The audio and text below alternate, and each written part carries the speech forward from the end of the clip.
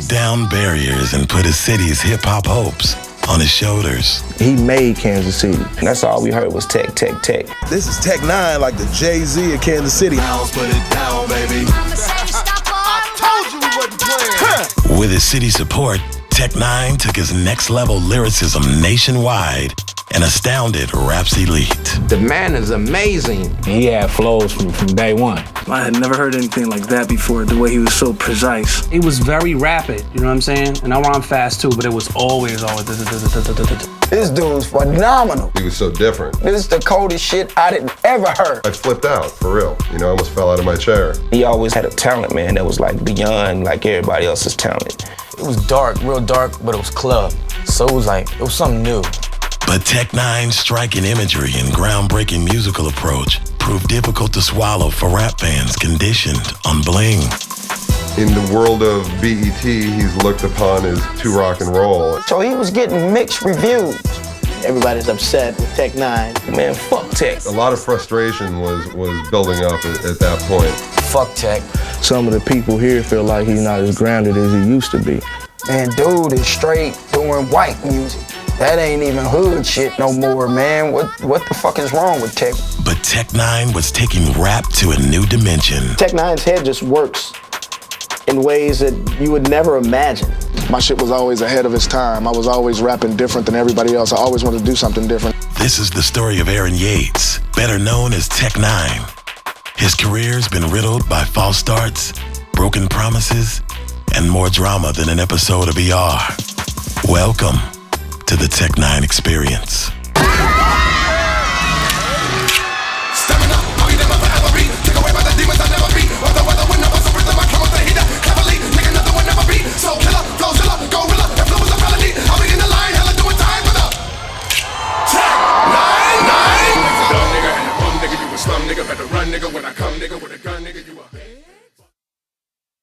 Welcome to my city, Kansas City, Missouri. Tech n9ne experience. This is where it all started. Come with me, dog. This is Wayne Minor Projects, man. Wayne Minor Projects. Everybody knows Wayne Minor if you know Kansas City. It ain't the lowest. I think Granat might be the lowest. It's right down the street, you know what I'm saying? I lived here from birth till like 10 years old. My grandmother lived here in this house. My mom lived here in this house. I lived here. My Aunt Susie, my Aunt Ivy, my Uncle Ricky, my Uncle Ikey. You know what I'm saying? We all lived in this house, man. And occasionally, my cousin Crystal and her mother Zeta and little Curtis, everybody, man. We all lived in this little bitty ass house, man. I grew up in a really religious household. I was going to church like every day of the week. So you could probably find that a lot of the religiousness in my lyrics. I used to hear church music every morning. Shirley Caesar every morning, all kind of Mighty Clouds of Joy every morning. And I got the religiousness from my mom and my grandmother and my Aunt Susie. I got the rhythm from my Uncle Ricky. I used to always beat on the table, boom, boom, bop, bop. And I learned that from him. If you see me beat on shit, you know what I'm saying? You know, if you know me from the lunchroom in school, if you know me from the bathrooms in school and shit like that, you know that I was real good with my hands. But Tech n9ne's love for music blossomed outside of school. The Reeses lived here, you know what I'm saying? Ronald Reese and them, you know what I'm saying? That's where I actually heard Rap Dirty. Now my rap was dirty and my line was mean, and now it's time for a Blowfly Sting with a bro load. It was a relief to come next door and hear Rap Dirty, as opposed to right now, you will leave, oh, right now, all the time. With his love for music growing, Tech n9ne was soon on the move. This is 3826.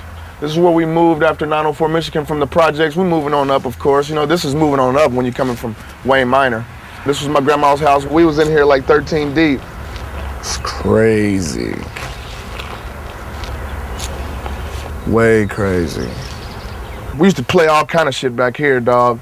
Hide and seek, hide and go get it. I loved hide and go get it. That was tight. What's that?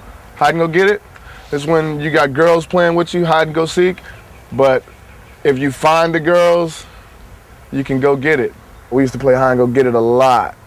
And whenever I found them, I got it. We used to have a metal table right here. Some kind of fucking metal table. I don't know why it was right here. And, you know, it was rusty because it used to rain and shit. And me and my cousin Lamont were boxing right here. Like we used to box right here. Boom, boom, bow, bow, bow. He was bigger than me, you know what I'm saying? So we boxing, the boxing glove. So he's beating me up. And I put my head on the table, try to get him to stop.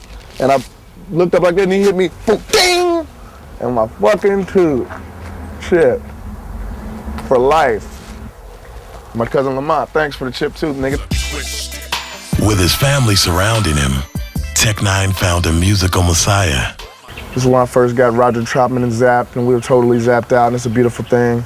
A lot of musical memories here, you know what I'm saying? We used to have the tape recorder downstairs and imitate it, you know what I'm saying? Tape ourselves doing our own Roger Troutman sounds. As his appreciation for music grew, Tech n9ne developed a phobia. Clowns were kind of like scary to me because this is when I lived here. This is when I first went to a Ringling Brothers Barnum and Bailey circus. I think I was like 10. And what I found disturbing about clowns was you couldn't see who they really were. And it was something about the way they shook your hand with the white gloves. They shook my hand real hard and smiling at you and shit, but you didn't know if the smile was real because it was painted on. It was weird. It was always weird to me. Who would have thought I would have became the clown? I became what I feared so much. Don't mean that I'm fake. It just means that I'm sick. We're on 58th and Forest, man. This is where I moved when my mom got married to Abul Hassan Rasul Khalifa. One of the main challenges having a Christian mom and a Muslim dad was one, being able to have Christmas up till I was 12, and she married him when I was 12, and then we had to cut it off from there. We didn't celebrate Christmas and things like that, not in the house, but we would go to her family's house and they would celebrate Christmas, and I would participate, you know. That was confusion for him because he was used to dealing in Christmas. That was hard for me, you know what I'm saying? That's hard for any kid, for real. To them it was a problem. To me it wasn't a problem because I never imposed my religious beliefs on his mom or him. The only confusion came where I didn't allow pork in the house. If they wanted to go to church, they could go to church. Christianity said if you go this way, you'll receive, you know, God in the heavens and this, that, and the other. And Islam was saying the same thing. And when I got into school, you know what I'm saying, Confucius was saying the same thing. Shintoism, Taoism, Hinduism, Buddhism, Judaism, everything's saying the same thing. So it just twisted me all up. Confused by religion, Tech n9ne found an outlet for his energy. I used to put linoleum down on the concrete right here and break dance right here. Hit my head right here. Spinning on my back and shit, bust my head on this bottom step right here. In addition to dancing, Tech n9ne was also spending time at a local skating rink. I was at the skating rink one day, and I heard this shit. It sounded spooky as a motherfucker, but it made me stop in the middle of the floor. That's the first pulse that made me stop, like, it was fucking Africa Bambaataa and the Soul Sonic Force, Planet Rock. Took me by storm, homie. Took me by storm. That shit blew my mind, dude. That's when I said, I got to do some motherfucking music. I got to do something. Right next door was my boy Chris Lenore's, where I used to smuggle my records because my stepfather wouldn't let me have or wouldn't let me spend my money on rap records. At that time, I wasn't a big rap fan myself because I was old school, you know, Marvin Gaye, The Temptations. I could hear the music and I'd be sitting down in the front room. I would hear music. I'm looking around like, where is this coming from? And then I would listen to the music and I would follow the music, and he would always lead me to him. He had a little boom box. He would have it down low, or either he would have the earplug in, and he would be sitting there and he would be going through his rapping, you know, that type of stuff, the beatbox stuff that they were doing. On a dare, Tech n9ne graduated from breakdancing and beatboxing to writing rhymes. Lola Morris, she lived on the next block, you know what I'm saying? And she's the one that told me to stop beatboxing and write a rap, and I came here and I wrote my first rap. But Tech n9ne was shy and gave his raps to his friends. I became comfortable with rap when I used to write shit for my homies and they couldn't say it right. So I started saying it on the spot and people were going crazy. I'm like, shit.